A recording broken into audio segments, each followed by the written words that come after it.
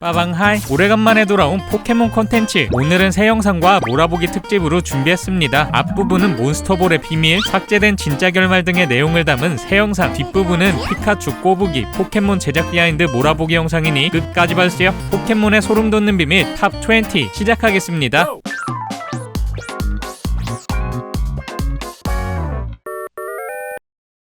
포켓몬 트레이너의 필수품 몬스터볼. 라떼는 이거 하나였는데 지금 마스터볼에 너브볼에 다이브볼에 종류가 뭐 이렇게 많아져. 별 생각 없이 봤지만요, 곰곰이 생각해보면 정말 신기한 물건이죠. 그렇게 짜놨던 포켓몬도 들어가기만 하면 온순해지고요, 아무리 큰 포켓몬도 작은 볼 안에 무리 없이 들어갑니다. 대체 내부가 어떻길래 이렇게 큰 애들도 들어가고 말도 잘 듣는 걸까요? 몬스터볼 안은 대형 포털이어서 다른 차원과 연결해주는 역할을 한다. 안에 포켓몬들이 에너지화돼서 들어가는 거다. 썰은 많았지만요, 아직 공식적으로 밝혀진 바는 없습니다. 하지만 다양한 떡밥을 통해 추측해볼 수는 있죠. 우선 대형 포털이나 에너지화되는 건 아닐 가능성이 높습니다. 안에서 냄새를 맡는 듯한 장면이 많았고요, 밖에서 말을 걸면 안에서 움직이는 연출도 많았죠. 한 가지 확실한 건 포켓몬들이 좋아할 공간이라는 것. 제작자 중 한 명인 마츠다 주니치가 내부는 매우 쾌적한 환경이라고 해도 무방할 것 같다, 고급 호텔에 고급 스위트룸과 맞먹는다 라고 인터뷰했죠. 이 인터뷰 때문인지 이런 느낌 아님 이런 느낌, 포켓몬 취향에 맞게 커스터마이징한 팬아트가 쏟아져 나왔습니다만 BW편 114화에서 내부 모습이 공개됐습니다. 짜자잔, 가상현실 비슷한 공간에 그냥 앉아있는 듯 하죠. 실망스. 뭐 이렇게 생겼지만요, 대부분은 들어가면 만족하는 듯 하네요. 물론 피카츄처럼 죽어도 안 들어가려 하는 애들도 있지만요, 지우도 우승했겠다. 몬스터볼 내부 떡밥들도 하나씩 풀어주면 좋겠네요. 결국 올 것이 오고야 말았습니다. 네, 지우가 월드 챔피언십에서 우승을 하고 말았죠. 드디어 우승해서 좋긴 하지만요, 왠지 모를 이 씁쓸함. 그래도 하차하지는 않겠지 했는데 결국 공식 하차 결정. YTN 뉴스는 물론 세계 온갖 뉴스에도 나오면서 난리가 났습니다. 물론 아쉽지만요, 지우 하차는 예정된 일이었습니다. 짱구나 도라에몽 같은 일상물이면 모르겠지만요, 포켓몬은 서사가 확실한 어드벤처 장르이기 때문이죠. 지우도 모험을 하면서 자연스럽게 성장을 하는 게 순리. 하지만 시즌 마지막 부분에는 성장을 했다가 다음 시즌 초반에는 뇌가 리셋, 실력이 떨어지는 건 기본이고 자기가 잡은 포켓몬도 못 알아보니 보는 사람은 어이없을 수밖에 없었죠. 그리고 한 번쯤 이길만도 한데 막판엔 꼭 패배. 다음 시즌 주인공을 해야 하니까요. 어차피 질 예정이니 딱히 스릴도 없었고요, 뒷맛이 늘 찜찜합니다. 이런 불만은 XY 편에서 폭주, 후폭풍이 장난 아니었는데요. 지금 주인공을 바꾸기엔 25년이나 지났으니 타이밍도 애매하지. 팬도 워낙 많지 어쩌지도 못하는 상황이었죠. 하지만 결국 이번 시즌에서 결단을 내린 것. 그렇다면 지우 은퇴 후에는 어떤 일이 벌어질까요? 하나, 주인공 교체. 이미 티저가 공개됐죠. 주인공은 리코라는 여자아이인데요, 얘 정체도 심상치 않습니다. 천둥의 돌처럼 보이는 목걸이를 하고 있고 머리핀이 지우의 모자 로고와 비슷하죠. 지우의 친딸이 아니냐는 떡밥이 있습니다. 그럼 엄마는 누구? 개인적으로 친딸이고 지우의 미래 모습을 보여주면 기존 팬도 잡고 새로운 팬도 잡고 좋을 것 같네요. 둘, 로켓단 3인방의 하차. 공식적으로 정해진 건 없지만요, 25년 동안 호되게 당했던 로켓단 역시 지금 하차하는 게 자연스러운 수순입니다. 역시나 게임에서는 3인방도 잠깐 등장하고 로켓단 말고 다른 조직도 많이 나오는데요, 워낙 인기가 많다 보니 같이 하차를 못했죠. 목적이 피카츄를 비주기에게 바치는 것이니 계속 나올 이유도 없습니다. 지우, 피카츄 하차만큼이나 아쉽네요. 셋, 그럼 지우는 어떻게 될까? 지우의 나이대가 어떻게 설정될지는 모르지만 포켓몬 챔피언으로 계속 나올 것 같습니다. 지우가 원래 레드를 모티브로 한 캐릭터라는 거 아시죠? 레드는 게임 1편에서 하차 후 최강자로 이후 시리즈에도 종종 등장했는데요, 지우도 이렇게 될 확률이 크죠. 시청률 때문에 25년간 지우를 잡아놓았던 제작진이 지우와 칼 손절할 일은 없어 보입니다. 멋짐 찰찰 완성형 지우 보는 것도 기대되네요. 이해는 하지만 아쉬운 지우의 하차. 코난이 완결라면 같은 느낌일까요?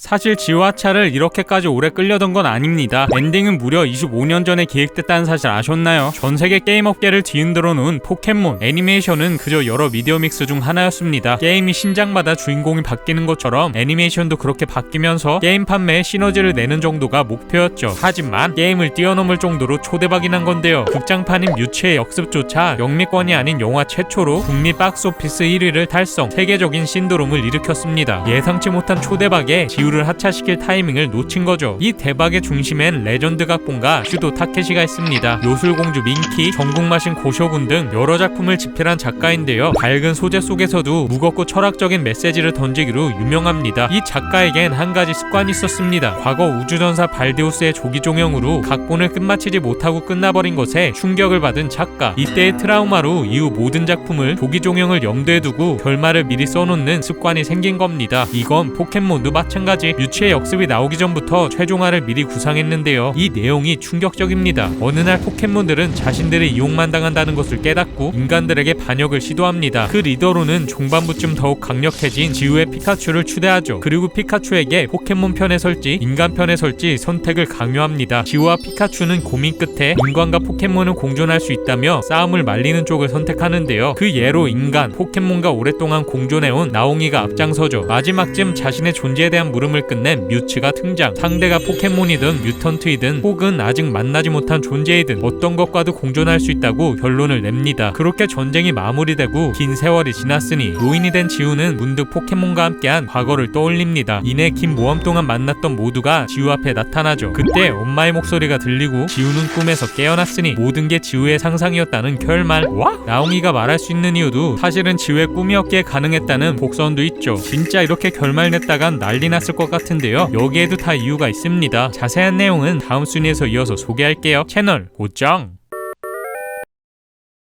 모든 게 꿈. 이렇게 보면 정말 당황스러운 결말이지만요. 90년대 후반까지 그렇게 흔한 결말은 아니었습니다. 이렇게 꿈으로 표현한 이유 역시 철학적이죠. 인간과 다른 존재들의 공존, 이게 현실적으로 불가능하기 때문에 꿈에서나 이룰 수 있는 이상임을 나타낸 거라고 하죠. 이처럼 작가는 인간과 포켓몬의 공존, 이 주제의식을 지속적으로 강조했습니다. 포켓몬 배틀에 대해서는 처음부터 회의적이었는데요. 동물학대라고 생각해 싫어하기도 했고요. 아이들이 승리에만 집착하게 될 것을 우려했다고 하죠. 지우 역시 영원히 우승하지 못할 운명이었습니다. 대신 우승하지 못하더라도 포켓몬과 공존하며 어른으로 성장하는 게 주된 스토리였죠. 이런 성향은 포켓몬 초창기에 많이 나오는데요. 댐 공사를 방해하는 디그다를 공격하지만 알고 보니 자연보호를 위해서였다는 에피소드, 호텔 건설로 독파리의 서식지를 파괴해 벌어지는 에피소드, 인간의 욕심으로 태어난 뮤츠가 자신의 존재에 대해 질문하는 내용, 모두 공존에 대한 주제입니다. 비슷한 맥락으로 제작된 극장판 3편에 삭제된 시나리오, 이 내용도 정말 흥미롭습니다. 인간과 포켓몬 외의 모든 동물은 멸종한 포켓몬 세계관. 어느 날 티라노사우루스의 화석이 발견되고 이 화석이 깨어나 미친듯이 질주를 하죠. 전 세계는 충격에 빠집니다. 공룡이 세계를 파괴하는 것도 충격적이지만요. 인간과 포켓몬밖에 없다고 믿었던 세계에 제3의 동물이 등장하면서 지금까지의 연구, 믿었던 모든 것들이 흔들리는 것에 더 충격을 받습니다. 동물은 무엇인가? 인간은 무엇인가? 더 나아가 이 세계는 무엇인가? 이 본질적인 가치에 대한 질문과 함께 인간과 포켓몬 모두 티라노사우루스를 본능적으로 막으면서 벌어지는 이야기입니다. 역시나 공존에 대한 주제의식으로 상당히 철학적인 시나리오였는데요. 아이들에게 맞지 않는다며 삭제됐죠. 이후 작가가 포켓몬에서 하차하고 배틀물로 완전히 변신하며 기존의 작품성을 찾기 힘들어졌습니다. 초창기 포켓몬은 진짜 레전드였는데 다시 예전 폼 찾으면 좋겠네요.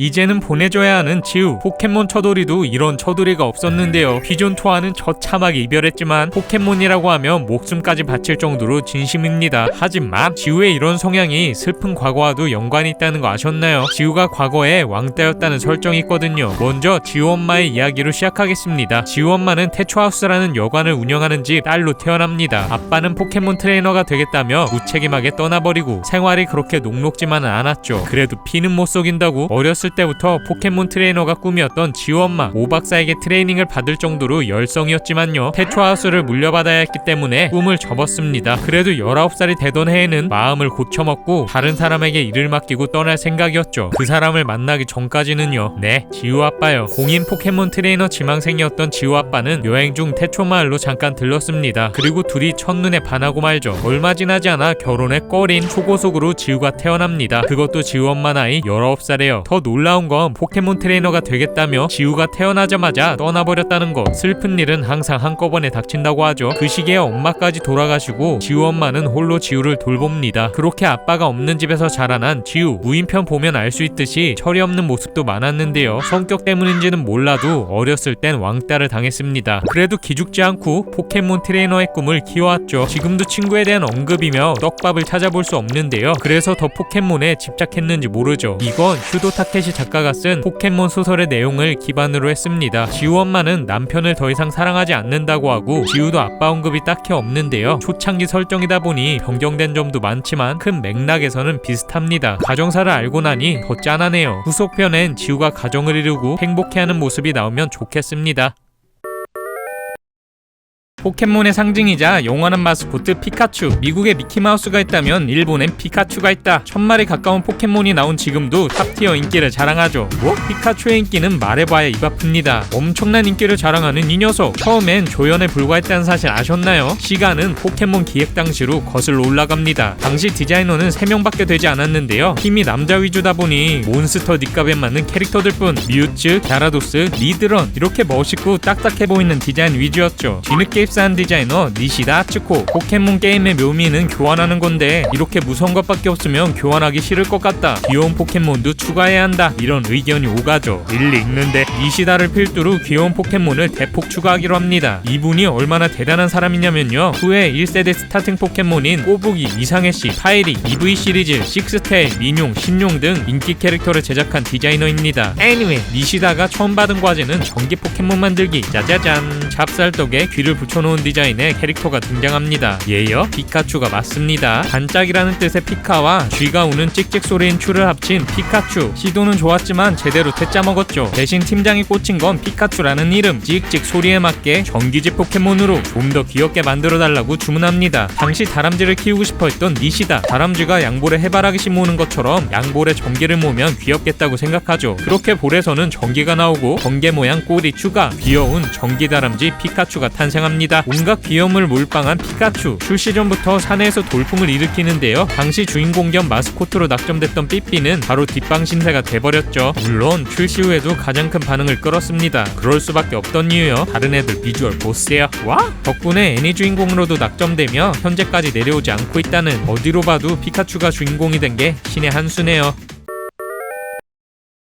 포켓몬의 인기 말해야 뭐하겠습니까. 아직까지 전세계 미디어믹스 총매출 1위를 달성하고 있죠. 이게 얼마나 어마어마한 수치냐면요, 그 유명한 MCU랑 스타워즈 합친 것과 맞먹는 매출이라는. 하지만 시작은 그리 녹록지 않았습니다. 짜자잔. 제작 과정에서 삭제된 포켓몬, 그리고 삭제된 설정입니다. 트레이너가 채찍을 들고 있다는. 어떻게 된 일일까요? 포켓몬의 아버지라 불리는 타지리 사토시, 닌텐도의 협력사인 게임프레케의 사장이기도 합니다. 사토시는 어렸을 적 곤충 수집 취미를 살려 몬스터 수집 게임을 만들기로 하는데요. 그 이름하여 캡슐 몬스터. 울트라맨에 등장하는 캡슐 개소 컨셉을 응용. 기존 캡슐 모양과는 다른 캡슐 토이 컨셉을 살려 몬스터볼을 제작합니다. 캡슐로 괴물들을 마음껏 모을 수 있고 유저들과 교환도 한다. 이게 주된 컨셉이었죠. 모티브가 캡슐 개수이다 보니 설정도 참 매운맛이었습니다. 지난 영상에서 소개했던 것처럼 귀여운 캐릭터는 하나도 없었고요. 괴물 닉값에 맞는 캐릭터들만 질비했죠. 이거 보세요. 트레이너도 지금과 달리 매운맛이었습니다. 포켓몬과의 우정을 강조하는 현재 컨셉과는 정반대인 주종관계 확실한 사육의 대상. 초창기 캐릭터들이 죄다 채찍을 들고 있는 게 이 이유 때문입니다. 이 기획안이요, 보기 좋게 드랍. 무려 6년간의 시간을 개발에 몰두합니다. 이 과정에서 제목도 포켓몬스터로 바뀌고 300여 마리였던 몬스터는 반으로 줄어들고 트레이너 컨셉도 포켓몬 친화적으로 변경되죠. 이건 잠만보의 초기 모습, 이상해시의 초기 모습. 상품성 없는 캐릭터들은 이렇게 변경됐고요. 사슴을 기반으로 한 정체불명의 포켓몬, 고질라 모티브의 오메가, 상어 모티브의 포켓몬, 피카츄를 닮은 불타입 포켓몬, 풍선 모양 포켓몬 등 삭제된 포켓몬이 한둘이 아닙니다. Anyway, 변경에 변경을 거듭해 나온 포켓몬 레드 앤 그린. 출시 당시에는 별다른 반향을 끌지 못했는데요. 게임성에 대한 입소문, 뮤에 대한 입소문으로 폭발적 인기를 끕니다. 그 후 포켓몬이 급격히 추가되며 지금까지 온 거죠. 삭제된 포켓몬 중에 괜찮은 것도 많은데 아쉽네요.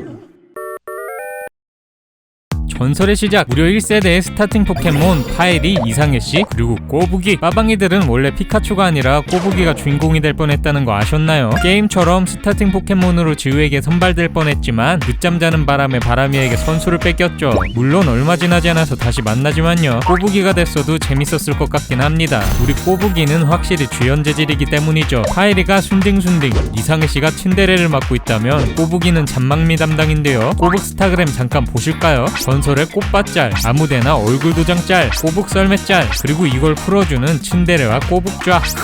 역시나 확신의 꼬부기상, 요즘엔 가수 활동도 하고 있다는 소식. 이건 꼬부기의 실물짤, 명탐정 피카츄에 등장한 컨셉 아트인데요. 다행히도 최종본은 귀엽게 바뀌었죠. 그리고 대망의 일진짤, 꼬부기를 일진 논란에 휩싸이게 한 전설의 흑역사인데요. 다들 아시는 것처럼 꼬부기는 원래 마을의 말썽꾸러기 꼬부기단의 보스였습니다. 물건을 훔치고 낙서하고 온갖 말썽을 다 부리던 꼬부기단, 로켓단에게 속아서 피카츄를 죽을 위기까지 몰아가기도 하죠. 하지만 지우가 구해주자 합심해서 산불도 끄고요. 나중엔 정식 동료가 됩니다.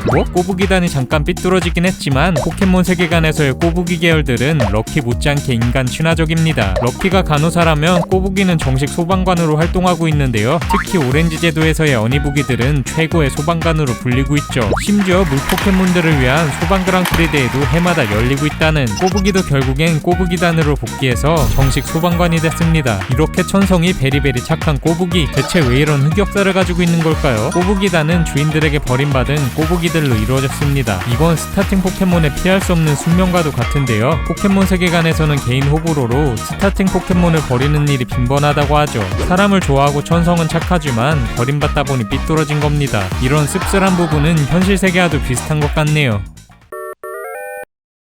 게임도 무려 3천만 장을 넘게 판매하며 대박을 쳤지만요, 대중적으로 인기를 끈 건 애니메이션 덕분입니다. 공국 일본은 물론 영미권까지 장악, 우리나라에서도 최고 시청률 41.5%를 기록하며 신드롬을 일으켰죠. 하지만 애니의 인기는 부작용 아닌 부작용을 낳았으니 피카츄와 지우는 몇십 년간 주인공 자리에서 내려올 수 없었고요. 피카츄의 진화형이 사라진 것은 물론 수많은 클론들을 양산했다는 사실, 애니의 엄청난 인기로 판매량이 같이 뛴 포켓몬스터 게임 피카츄 확장판이 나올 정도로 애니 팬 유입이 많았습니다. 물론 인기가 많아진 건 좋지만요, 피카츄는 애니 설정 그대로 피카츄로 남아야만 했죠. 애니 이미지가 너무 강하다 보니 다들 진화를 안 시키는 것 덕분에 초기에 삭제됐다가 후에 나올 예정이었던 고로츄, 피카츄의 최종 진화 단계는 역사 속으로 사라집니다. 여기에 제작진은 피카츄만큼의 인기를 노린 포켓몬들을 내놓습니다. 짜자잔! 1세대만 본 사람들은 이게 멍미? 할 텐데요, 모두 다른 종류의 정기지 포켓몬이라는 것, 워낙 비슷하게 생겨서 피카클론이라고 불리기도 합니다. 가장 처음 등장한 건 2세대에 나온 피츄, 얘는 피카츄 진화전 모습이죠. 기대처럼 피카츄만큼의 인기를 끌지는 못했지만 인기 캐릭터로 자리매김합니다. 여기에 재미본 제작진은 매 세대마다 피카클론을 양산하는데요. 3세대에는 응원 포켓몬인 플러쉬와 마이농, 4세대에는 파치리스, 5세대에는 전기다람쥐인 에몬가, 6세대에는 햄스터 포켓몬 테덴네, 7세대에는 고슴도치 모티브 토케데마루, 라이츄의 알로라 버전인 알로라 라이츄, 8세대에는 배고프면 변신하는 모르페코, 피카츄로 변장하고 다니는 따라큐까지 합하면 한 트럭입니다. 특히 따라큐랑 데덴네는 피카츄를 제치고 인기 투표 최상위권을 차지한 적도 있죠. 피카츄를 놓치지 않겠다는 제작진의 의지. 최근엔 이런 포켓몬도 등장했습니다. 얘 이름은 으구지, 피카츄를 실수로 삼킨 포켓몬인데요. 피카츄는 아예 먹힐까봐 가만히 있으면서 반격을 노리고 있다는 설정. 공격은 이렇게 합니다. 와! 영원히 고통받는 피카츄. 인기가 많아도 문제네요.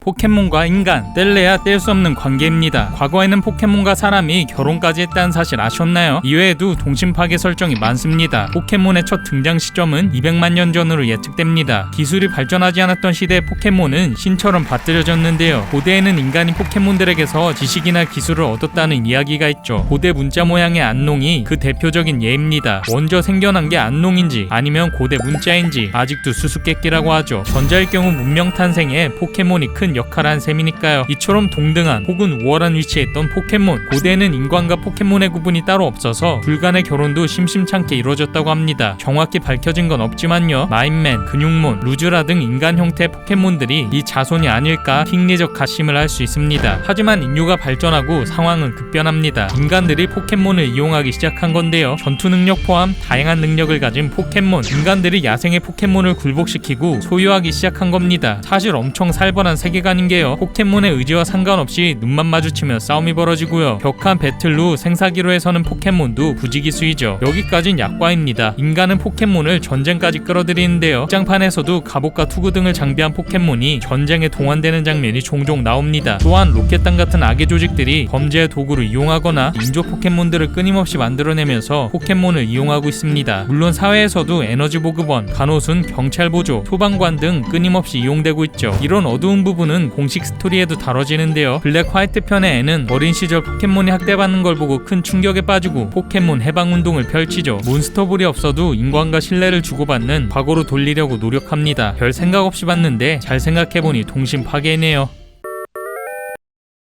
꼬부기는 꼬마 거북이, 어니부기는 어금니 거북이, 거북왕은 거북이의 왕? 아니, 장명 센스 어쩔? 하지만 우리는 이 진화 형태를 자세히 살펴볼 필요가 있습니다. 파이리, 리자드, 리자몽, 이상해씨, 이상애플, 이상애꽃, 그리고 꼬부기, 어니부기, 거북왕. 진화할 때 전체적으로 업그레이드 되지 기존에 있던 요소가 없어지는 경우는 거의 없는데요. 거북왕의 경우 어니부기의 귀가 없어졌고 꼬부기 때부터 유지되던 꼬리도 축소됐습니다. 특히 꼬리 부분은 바다거북이의 정체성을 대표하는 중요한 요소인데요. 포켓몬 도감에 따르면 바닷속을 헤엄치기 위한 산소 저장소이기 때문이죠. 꼬부기 때 하나였던 게 어니부기 때 2개가 됐으면 거북왕은 3개가 되는 게 자연스럽지만 완전 축소된 겁니다. 사실 이렇게 된 데에는 다 이유가 있습니다.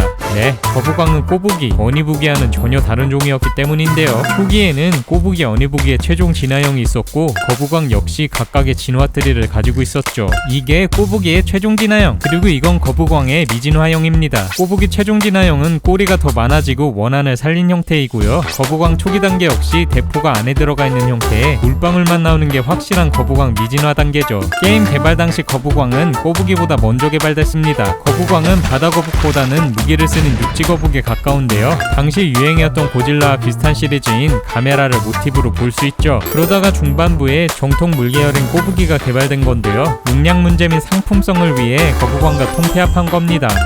기존 모습도 궁금하긴 하지만 합치길 잘한 것 같네요. 이처럼 초기에는 존재했다가 사라진 포켓몬이 엄청 많습니다. 포켓몬 레드 개발 시 180개의 포켓몬을 제작했다가 용량 때문에 150개로 줄여서 출시했다고 하죠. 피카츄 최종 진화형, 보라파덕 진화형, 풍선 포켓몬, 장갑 고질라 포켓몬까지 나중에 기회되면 삭제된 포켓몬들도 소개해보겠습니다.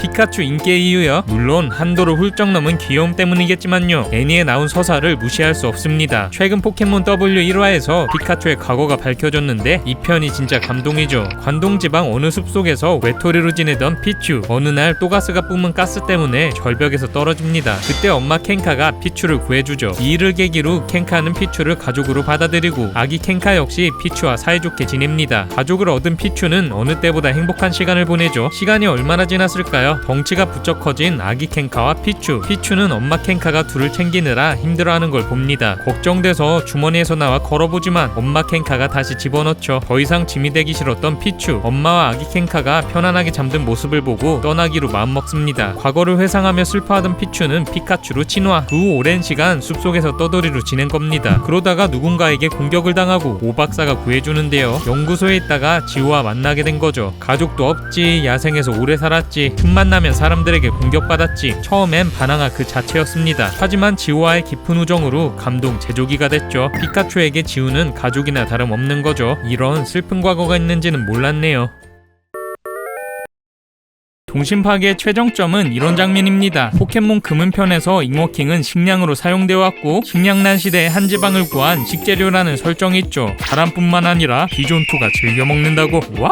설정이 제대로 확립되지 않았던 1세대에는 공식적인 식용 포켓몬이 많이 등장합니다. 하오리는 탄생 자체가 식용인데요. 일본 속담인 우리가 팔을 가지고 나타나다에서 유래한 것으로 잡으면 곧바로 요리해 먹을 수 있는 안성맞춤이라는 뜻이죠. 파와 같이 먹으면 워낙 맛있다고 하는데요. 식용으로 포획이 많이 돼서 멸종 위기에 놓였다고. 하지만 동심 파괴가 너무 심했던 걸까요? 포켓몬은 동물이라는 공식이 확립. 어느 순간부터 포켓몬 세계관 속 동물은 찾아볼 수 없게 됐습니다. 사실 이게 더 동심 파괴인 게요. 이렇게 설정이 잡혀버리면 모든 동물성 식재료는 포켓몬에서 온다는 게 확정돼 버리기 때문. 예를 들면 이런 장면, 다들 쉬쉬하고는 있지만요, 포켓몬이 식재료로 사용된다는 게 학교의 점심입니다. 그래도 다행인 점은요, 잉어킹, 하오리처럼 아예 잡아먹지 않아도 씹고 뜯고 맛보고 즐길 수 있는 포켓몬이 넘쳐난다는 점. 먼저 럭키, 하루에 알을 몇 개씩 낳는데 그 알 맛이 미쳐버린다고 하죠. 알이 영양 만점이라 사람은 물론 포켓몬들도 좋아한다고 합니다. 다음은 밀탱크. 밀탱크의 우유는 영양 만점이라 병든 사람에게 아이에게 최고의 음료. 매일 20리터의 우유가 나오고요. 요구르트나 치즈로 만들어 먹을 수 있다고 하죠. 다음은 마휘핑. 얘는 아예 휘핑크림으로 만들어졌는데요. 마휘핑이 행복할 때 나온 휘핑크림은 최고의 맛이라고 하네요. 다음은 덩쿨이. 얘도 의외로 식재료로 쓰이는데요. 잘라도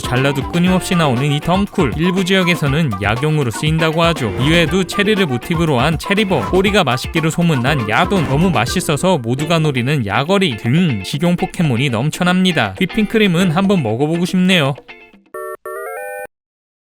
네, 이처럼 어니부기는 거북왕과는 컨셉 자체가 달랐습니다. 우리가 잘 몰라서 그렇지 같은 거북이라도 종에 따라 포켓몬이 정말 많은데요. 육지 거북을 모티브로 한 코터스, 고대 바다 거북을 모티브로 한 프로토가, 마타마타 거북을 모티브로 한 폭거북스, 그리고 신화 속 거북이를 모티브로 한 모부기가 있죠. 최종 진화형인 토대부기 등껍질엔 나무가 자라는데요. 등과 머리에서 풀이 자라는 메리리버 거북이 모티브라는 썰도 있지만 인도 신화의 아쿠파라라는 썰이 유력합니다. 어니부기 역시 미노가메에서 따왔다는 썰이 유력하죠. 미노가메는 일본 신화 속 전설의 존재입니다. 꼬리는 미역과 해조류로 되어 있는 게 특징인데요. 일본에서는 매우 상서로운 동물로 불리고 있죠. 적어도 1000년은 살고 많게는 만년까지 살아 장수의 상징 그리고 지혜의 상징으로 여겨지고 있습니다. 아직까지 공예품, 장난감, 인형 등의 선물로 인기가 많다고 하네요. 어니부기 역시 포켓몬 세계관에서 장수의 상징으로 불립니다. 포켓몬 도감에 따르면 꼬리가 길고 탐스러울수록 장수를 한 거라고 전해지는데요. 그렇다 보니 진화 단계에서 꼬리가 사라진 게 엄청난 컨셉의 변화였던 거죠. 어니부기 역시 수명이 만년으로 알려져 있습니다. 오래 살수록 꼬리가 깊은 색으로 변하고 등껍질에도 이끼가 붙는다고 하는데요. 장수의 상징이다 보니 노인들에게 열광적 인기인데다가 너무 레어해서 얻기도 쉽지 않다고 하죠. 전투용으로도 인기가 많지만 반려동물로도 인기가 많다고 합니다. 어니부기로 키우려고 일부러 거북왕으로 진화시키지 않는 경우도 많다고. 참 알면 알아갈수록 심오한 세계관이네요. 까도 계속 나오는 피카츄의 과거. 진짜 충격 과거가 있다는 사실 아셨나요? 짜자잔! 피카츄가 여자친구와 눈이 맞아서 알을 낳았습니다. 이게 어떻게 된 일일까요? 사실 얘는 지우의 피카츄는 아니고요. 만화 포켓몬 스페셜 속 레드의 피카츄입니다. 많은 아이들의 동심을 깨버렸던 포켓스페. 예를 들면 이런 장면, 아님 이런 장면, 진입장벽이 있긴 하지만요. 나름 스토리도 탄탄하고 게임 세계관도 잘 살린 작품이죠. 하지만 가장 큰 동심 파괴는 피카츄의 알. 피카는 어느 날 2장의 주인공 옐로의 추추 와 눈이 맞는데요. 이 둘은 보자마자 첫눈에 반하고 맙니다. 레드는 피카를 옐로에게 맡긴 채 떠나고 둘이 꽁냥꽁냥 즐거운 시간을 보내죠. 어떤 사건을 계기로 옐로와 함께 난파된 피카와 추추. 옐로는 한 섬의 포켓몬 보호소에서 정신을 차리는데요. 정신을 잃은 사이 이 둘은 아이를 낳았다는 충격적인 소식. 이 알로요? 와? 이 커플은 긴 시간 동안 애지중지 알을 지켜냅니다. 어느 날 3장의 주인공 골드가 등장. 이때 알이 부화에 성공하고 피추가 태어나죠. 얘는 태어나자마자 골드와 함께 싸우러 갔다는 전개 무엇? Anyway, 충격의 만화 속 설정. 애니와는 달리 아동 타겟이 아닌데다가 게임 설정이 좀 더 잘 살아있어서 인기가 많은데요. 애니화 했으면 하는 만화 투표에서 3위를 차지하기도 했습니다. 그 중심엔 레드와 피카가 있죠. 레드와 피카의 서사도 은근 꿀잼인데요. 나중에 극장판으로라도 나오면 좋겠네요. 지우의 나이 몇 살이게요? 10살. 네, 우리나라로 치면 초등학교 4학년. 겨우 10살짜리가 온갖 산전수전 다 겪고 세상을 구하고 난리 나죠. 여기에도 어두운 설정이 숨어 있습니다. 바로 소졸 성인법. 소졸 성인법이란 만 10세, 즉 초등학교 4학년이 되면 법적으로 성인이 되는 법인데요. 의무교육은 초등학교 4학년까지. 성인 기준이 10살이므로 범죄를 저질러도 성인처럼 처벌받고요. 직업을 가질 수도 있고요. 이에 따른 납세 의무도 집니다. 가장 놀라운 건 부모님의 동의 없이 결혼할 수 있다는 겁니다. 이 때문에 결혼 정년기가 15세에서 20세 사이라고 하죠. 와? 하지만 아이들이 10살이 되기만을 기다리는 이유는 따로 있습니다. 포켓몬 트레이너가 되기 위해. 대부분의 아이들은 10살이 되자마자 포켓몬 트레이너가 되기 위해 떠나는데요. 포켓몬 관리부에서 장려장합 포켓몬, 즉 스타팅 포켓몬을 무료로 지급하는 건 물론 포켓몬 센터를 무료로 이용할 수 있죠. 물론 그냥 떠난다고 해서 끝나는 건 아닙니다. 먼저 첫 번째 관문인 공인 포켓몬 트레이너가 돼야 한다는 것. 그 다음 단계는 포켓몬 챔피언, 더 나아가 포켓몬 마스터까지. 아이들이 꿈꾸는 포켓몬 트레이너의 길은 이렇습니다. 하지만 현실은 그렇게 녹록지 않았으니 도전하는 아이들은 넘쳐나는 데 비해 자리는 한정적이기 때문이죠. 도별로 따져봐야 관장은 8명 정도, 챔피언은 단 1명이니까요. 그래서 많은 아이들이 중간에 좌절하고 트레이너를 그만둡니다. 그만두면 학력도 없지, 할 줄 아는 것도 없지, 사회적 문제로 대두됐다고 하죠. 당장 웅이네 아버지만 해도 포켓몬 마스터가 되겠다고 집을 나갔다가 백수가 됐으니까요. 그래도 다행인 점은 포켓몬 관련 직종이 베리베리 직업들이 많다는 것. 포켓몬 박사, 포켓몬 코디네이터, 포켓몬 브리더, 포켓몬 전용 미용사, 포켓몬 레인저, 농장주 등 넘쳐납니다. 많은 트레이너 지망생은 여행 중 적성을 찾고 맞는 직종을 찾아가죠. 10살의 사회생활 시작이라니 역시 쌀벌하네요. 이 때문일까요? 꼬부기 계열은 현재 멸종 위기종이라는 소문이 있습니다. 어니부기가 장수의 상징이라고 설마? 포켓몬 세계에서 포켓몬으로 만든 요리도 많으니까 혹시 어니부기로? 그렇진 않겠죠. Anyway, 꼬부기는 확실히 베리베리 레어한 종이 맞습니다. 물론 애니 시리즈에서는 초보 트레이너들을 위해 연구소에서 도관과 같이 분양하긴 하는데요. 원래 컨셉은 연구를 도와주는 주인공 일행을 위해 연구소에서 연구하던 희귀 포켓몬을 양도하는 형식으로 등장하죠. 그렇다 보니 꼬부기는 야생에서는 절대 볼 수 없는 게 기본 컨셉입니다. 게다가 꼬부기의 출생지는 포켓몬 연구가 시작된 지 몇십 년이나 지난 지금도 불명으로 알려져 있는데요. 애니에서 꼬부기의 섬이 나오긴 하지만 여기도 지도에는 없는 섬이라는 설정이 붙죠. 이렇게 야생에서는 잡을 수도 없고 출생지도 알 수 없어 레어한 종이지만 더 찾기 어려운 이유는 또 하나 있습니다. 전체 꼬부기 중 87.5%가 수컷이고 단 12.5%만이 암컷이라는 사실. 암컷의 비율이 워낙 낮다 보니 종족 확장에 한계가 있을 뿐더러 수컷끼리 암컷을 차지하기 위한 경쟁이 심해서 수가 더 줄어들 수밖에 없는 거죠. 이렇게 귀여운 꼬부기가 멸종위기종이라니 충격이네요. 피카츄 하면 떠오르는 것, 바로 이 귀여운 목소리. 사실상 피카츄의 시그니처인데요. 전세계 피카츄가 다 같은 목소리라는 거 아셨나요? 감수가 까다롭기로 소문난 포켓몬. 판권 계약에 피카츄 목소리는 원본을 유지하는 조항이 있다고 하죠. 이 엄청난 목소리를 녹음한 성우는 오타니 쿠에. 피카츄는 물론 원피스의 초파, 나루토, 코난 등 다양한 애니를 연기한 스타 성우입니다. 하지만 뭐니뭐니 해도 최고의 연기는 피카츄이죠. 그런 포켓몬 애니에서 피카츄가 나옹이처럼 말할 예정이었다는 건 아셨나요? 이게 오타니 성우의 열연으로 뒤바뀌었다고. 포켓몬 애니 기획 당시 사람처럼 말하던 콘셉트였던 피카츄. 주인공인데 피카피카 소리만 내면 아이들에게 감정 전달이 어려울 거라는 걱정 때문이었습니다. 하지만 원작과 다르게 가면 반감을 살 거라는 걱정도 반반이었죠. 이러지도 저러지도 못하는 상황. 어느 날 오타니 성우를 기용합니다. 성우도 그냥 피카피카만 하면 되니까 쉽겠지 하고 갔다가 대본을 보고 깜짝 놀라는데요. 대본에 적혀있는 건 오직 피카, 피카츄뿐. 이거 보세요. 당황한 오타니는 자신이 피카츄의 빙이 됐다고 합니다. 그러니까 예성이로 다양한 표현이 가능했다고. 피카, 피카츄 외에 중간에 의성어나 하품 소리도 성우의 애드립이었다고 하죠. 오타니의 열연에 자신감을 얻은 제작진은 바로 말하는 설정 삭제. 이건 로켓단의 나옹이에게 넘어갑니다. 피카츄 3년이면 풍어를 읊는다더니 천번은 성우가 현실에서 자기도 모르게 라고 말했는데 지우 성우가 나 불렀냐고 대답했다고 하네요. 역시 업계 최고인 사람들은 다 성공한 이유가 있네요. 궁금증 하나, 포켓몬도 죽을까요? 맞습니다. 쉬쉬해온 설정이긴 하지만요. 식용 포켓몬들은 물론 멸종된 포켓몬들에 대한 내용도 심심찮게 나오죠. 써낸문에서는 수명을 다해 세상을 떠나는 포켓몬 에피소드가 등장. 8세대 사누르고는 대놓고 죽은 포켓몬이라는 설정이 나오면서 예전과는 사뭇 다른 분위기입니다. 그렇다면 포켓몬이 세상을 떠나면 어떻게 될까요? 주로 먼지가 되어 사라지는 걸로 표현되는데요. 일부는 유령이 된다는 게 학교의 정심입니다. 보라타운 포켓몬 타워에 진짜 유령이 등장했죠. 두둥. 이렇습니다. 얘는 고우스, 팬텀 등 고스트 타입 포켓몬과 달리 진짜 유령인데요. 배틀을 시도하면 이런 대사를 날리고 포켓몬이 겁을 먹어서 공격하지 못하죠. 대체 정체가 뭘까요? 이 유령은 탕구리의 영혼입니다. 다들 아시다시피 탕구리는 슬픈 과거를 지녔는데요. 죽은 어미의 해골을 머리에 쓰고 있다. 외로울 때는 큰 소리로 운다. 뼈의 얼룩은 눈물 자국이다. 도감 설명만 읽어도 짠내나죠. 보라타운의 유령은 로켓단에 의해 억울하게 세상을 떠난 탕구리 엄마의 유령입니다. 레츠고에서는 정체가 밝혀지면 아들 탕구리와 제아는 신이 등장하죠. 제작진도 이런 스토리를 의식했는지 알로라 버전 텅구리는 고스트 타입까지 추가됐는데요. 이 불꽃은 엄마의 영혼으로 텅구리를 지켜준다고 하네요. 역시 포켓몬 설정 맛집이네요.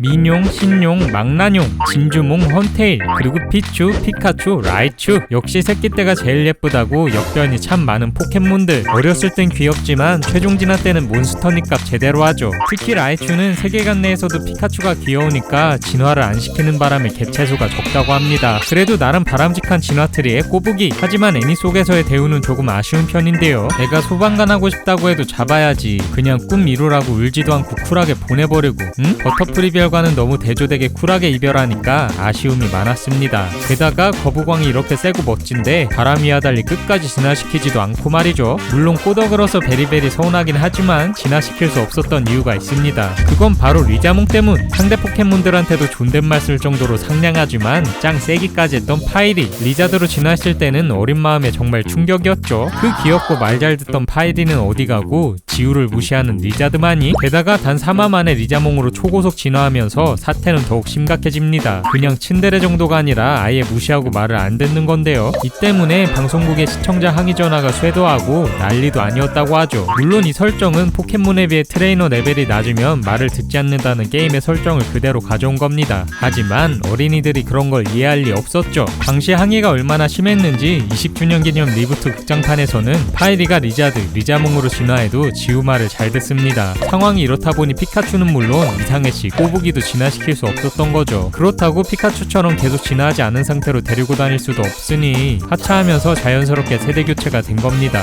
저도 어린 마음에 리자몽 보면서 스트레스 받은 기억이 있는데요. 이렇게 보니 제작사 사정도 대충 이해가 되네요.